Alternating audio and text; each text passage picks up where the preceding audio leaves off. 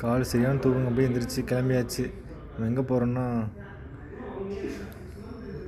கோயம்புத்தூர் போகிறோம். நம்ம பல் செக் பண்ணுறதுக்கு பஸ் ஏறி போயிட்டுருக்காரு கோயம்புத்தூர்.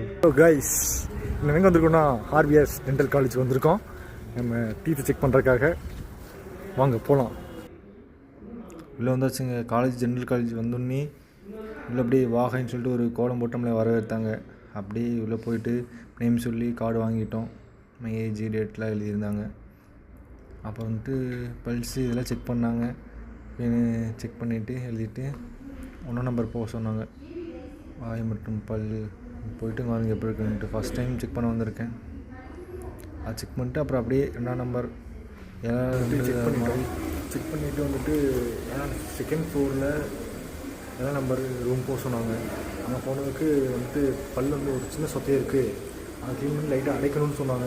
மற்றபடிலாம் நீட்டாக தான் இருக்குது, நல்லா தான் இருக்குது சொன்னாங்க. சரின்ட்டு இப்போ வெயிட் பண்ணிகிட்ருக்கோம். உள்ளே பாருங்கள் உள்ளே எப்படி சும்மா இருக்குன்னு பார்த்தா கடைசியில் 2 பல் லைட்டாக மைல்டாக சுற்றி இருக்குன்னுட்டாங்க. 600 ரூபா பில்லு. ஒரு சின்ன குழந்தை விளாண்டுருந்தாங்க. இந்த குட்டி பையனோட சாட்டையை பார்த்துட்டு இருந்தேன். ஃபஸ்ட் டைம் போனால் 1/2 hour ஆகிடுச்சு. வாய் ஓப்பன் பண்ண வச்சுட்டு இருக்காங்க. சின்ன ஒரு மிஸ் மாதிரி எடுத்து பல் அப்படியே சுரண்டுறாங்க.